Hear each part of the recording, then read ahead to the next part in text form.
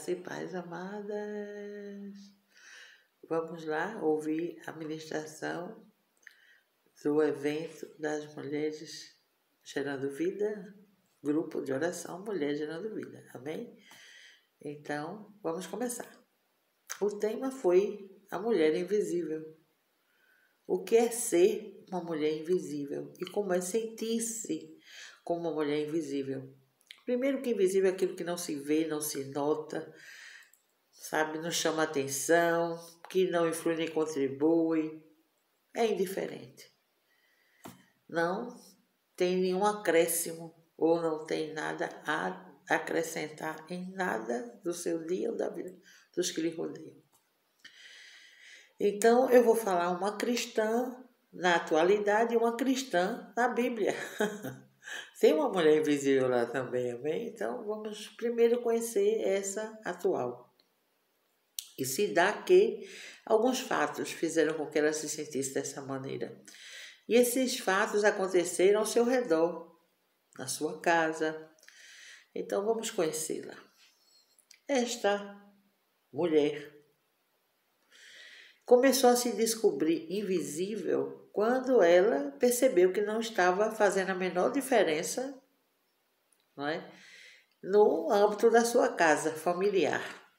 Primeiro, o filho dela convidou um amiguinho para ir à sua casa. Ela preparou a casa, ela preparou o lanche, ela preparou as boas-vindas, deixou o lar, não é, agradável, perfumado e se esmerou nas receitas. E quando o amiguinho estava lá conversando, brincando e tal, e perguntou: quem é esta mulher? E o menino, ao invés de dizer assim, ela é minha mãe, ela fez esse bolo delicioso, não sei o quê. Não, ele disse, não é ninguém não. Puxou o menino e saiu para brincar na piscina. E ela pensou, Um outro fato, o marido a convidou para uma festa. E nesta festa, ela preparou-se, ela foi ao cabeleireiro, preparou as unhas, uma roupa nova, aquela coisa, para agradar o marido e também parecer bem aos olhos dos amigos, E quando chegou lá, já estava um bom tempo, aquela festa lá rolando, e ela sozinha. Ela quase não conhecia muita gente naquela festa, porque era uma festa relacionada a ele, ao marido. E ele a deixou sozinha. E ela ficou aquele tempo todinho ali, tentando se enturmar, mas não conhecia quase ninguém. E o marido simplesmente conversando com várias outras pessoas e saía, ia para um outro núcleo de conversa e olhava para ela e ela... Até que teve um momento que ela foi até ele e disse, querido, eu preciso ir para casa. E ele disse, não, fique mais um pouco aí, a festa mal começou, não sei o quê. E ela, nós precisamos ir para casa. Eu preciso ir para casa. Então ele disse que ela poderia pegar um táxi, alguma coisa desse tipo e ir embora. E ela ficou triste e por tempos ela ficou esperando que ele quisesse ir embora. E outros episódios foram acontecendo dentro de casa, Ela percebeu que realmente, Ela pedia, fulano, faça tal coisa, a criança não obedecia. Desliga o fogo, coisas pequenas assim, abre a porta, leva o lixo para fora. Ninguém atendia, ninguém obedecia. E ela mesma tinha que ir e fazer aquela tarefa, porque ninguém obedecia a ela, ninguém escutava o que ela pedia, ninguém dava atenção ao que ela falava. E chegou um dia crucial. Uma amiga chegou da Inglaterra, se não me engano, um país da Europa, e elas se reuniram, todas as amigas, Elas tinham cursado juntas e tal, e essa amiga tinha ido para fora e voltou e se reuniram, foram apanhar ela no aeroporto e ela, meio que toda atrapalhada, com um monte de serviço em casa, com coisas que ninguém ajudava, ela foi para o encontro, mas, sabe, entre amigas, tudo bem, eu tenho muitas obrigações, não tenho muito tempo. Então, ela dirigiu-se ao ao evento, ao encontro de amigas, e chegando lá, todas estavam muito bem arrumadas, penteadas, cuidadas, preparadas e descansadas. E ela chegou ali e notou que ela, sabe, era a que estava mais, não é natural, mas ela estava de uma maneira que descuidada, sabe, mostrando que realmente não cuidava de si própria, que não dava atenção a si própria, que não se amava. Na verdade, a gente termina se acostumando, né? Pelo não de tantas pessoas e tal. E a amiga, aquela conversa, todo mundo contando muitas novidades, o que faziam, para onde iam, como tinha uma vida agitada, cheia de atividades, ela assim, apenas se dedicava ao núcleo familiar e à igreja, né? Não tinha passeios, visitas, viagens, não tinha. E aquela amiga trouxe lembranças e para ela deu um livro, feito um catálogo, que nós vemos muito isso na cultura, né, de hoje, atual. As pessoas fazem catálogo da natureza, de animais, de paisagens, de igrejas antigas, né? Mausoléu, já vi até de mausoléu. Mas este livro especificamente era de grandes catedrais, grandes igrejas, grandes castelos. E ela olhou aquele livro, ela disse, olha, eu achei esse livro a tua cara. Achei que tem muito a ver com você. Tenho certeza disso. Sei que você vai gostar muito de ver. Né? E ela agradeceu e terminaram de ter o encontro e cada um foi para sua casa. E eu cheguei em casa que ela começou a folhear aquele livro, né, aquele catálogo. Ela começou a ver que eram prédios maravilhosos, lindíssimos, importantíssimos para a região, não é? Para o turismo do país e também para a questão religiosa, né? Cada um com a sua importância. E as imagens eram belíssimas, belíssimas, os detalhes, não é? A arquitetura, a engenharia, não é? A decoração, tudo é um conjunto de coisas para tornar algo belo. E ela disse que enquanto ela folheava aquele catálogo, ela pensava, sempre que tinha o autor daquela obra, não tinha o autor. Era um autor desconhecido. E uma outra linda obra, autor desconhecido, autor desconhecido. E Deus falou com ela naquele momento, que cada prédio daquele, magnífico, arquitetura barroca, não é?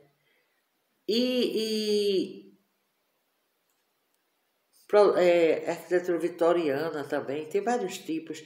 E ela percebeu que cada prédio daquele não tinha só um autor, só uma pessoa, só um arquiteto, só um mestre, só um artesão. Não tinha, eram vários. E aqueles prédios passaram-se anos para serem concluídos aquela obra.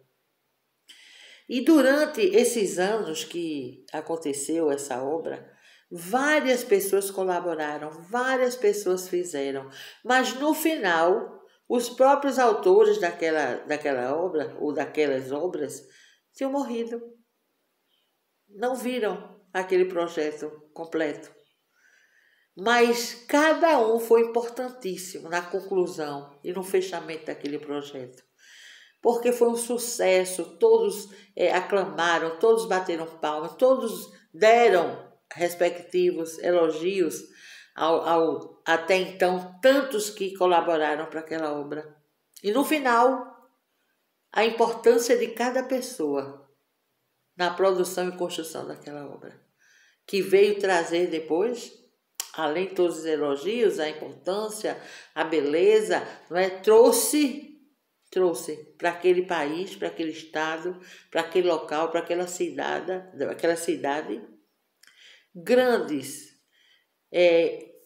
produtos ligados ao turismo. Trouxe dinheiro, trouxe comércio, trouxe hotéis, trouxe restaurantes. Então, cada pessoa daquela foi importantíssima. Então, Deus falou com ela que ela tinha a sua importância no conjunto final da sua família, que ela era indispensável para cada etapa daquela daquela situação diária, dos planos e projetos traçados por Deus para a conclusão daquela família.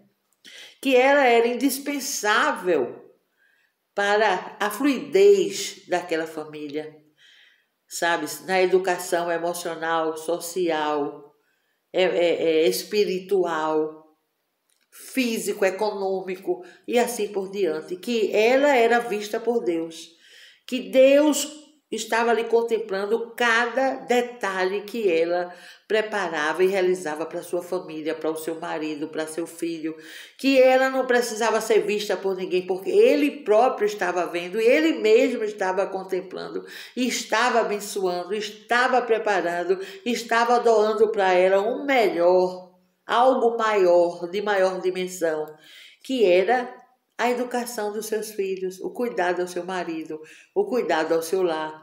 Tudo isso fazia diferença. Ela era a altura física daquela família, daquele projeto família, projeto de Deus. Então aquela mulher disse que não precisava mais, que não se sentia mais invisível, porque ela sabia que cada detalhe que ela realizava, cada palavra, cada conselho, cada abraço, cada beijo, ela fazia porque ela queria, porque ela amava. Então aquilo fazia parte do projeto de Deus para a sua vida. E ela disse que nunca mais se sentia invisível, porque sabia que tudo o que ela fazia, até quando ela pregava um botão na camisa do marido, ele nem percebia. Era plano de Deus que ela fizesse isso e que ela fosse essa mulher especial, essa mãe especial. Então agora nós vamos ver a outra mulher que se sentia invisível também, e era invisível, né? Na época em que Jesus estava andando. Notem bem que aquela mulher que se sentia invisível antes tornou-se uma mulher visível, importante, não é? Indispensável no plano de Deus para aquela família. Veja que coisa maravilhosa. Quantas vezes nós nos sentimos assim, né? Que o marido às vezes nem nota que a pessoa cortou o cabelo, que a pessoa fez a unha, sabe? Que a pessoa passa o dia todinho trabalhando em casa e quando ele chega diz, mas parece que não fez nada. E por que não fez isso? Por que não fez aquilo? Como se você tivesse passado o dia todo tranquila, sabe? Descansando. Mas você tem uma importância nessa família, nesse núcleo familiar. Com seus detalhes, com seu carinho, com seu conselho, com seu perdão. Perdão de tantas coisas que a mulher passa e precisa perdoar. Não é ser perdoada, muitas vezes é perdoar. O que às vezes achamos imperdoável. Mas perdoamos. Temos o coração cheio, transbordando do amor de Deus para perdoar. Não é? E se perdoar também. Não é? Então, uma outra mulher é a mulher do fluxo de sangue, certo? Eu vou ler apenas um versículo e depois a gente vai só falar porque a gente ganha mais tempo. E essa mulher que era invisível, indiscutivelmente, porque a própria sociedade e a condição dela de saúde a fazia invisível, né? E nós temos aqui, eu vou ler assim bem rapidamente, tem aqui, porque tinha essa mulher uma enfermidade que ela passava o tempo todo sangrando, o tempo todo menstruada, o tempo todo sangrando. Ela, se a palavra diz que ela perdeu tudo que tinha para poder ser curada, é porque ela deveria ter alguma coisa, vocês não acham? Como uma pessoa que gasta tudo que tem e já não tinha mais o que gastar se não tinha nada. Então fica bastante claro aqui que essa mulher tinha posses, ela tinha dinheiro, não é isso? Ela não era qualquer pessoa, não é isso de jeito nenhum. Então, essa mulher, infelizmente, ela passou todos esses anos, ela passou exatamente desse jeito.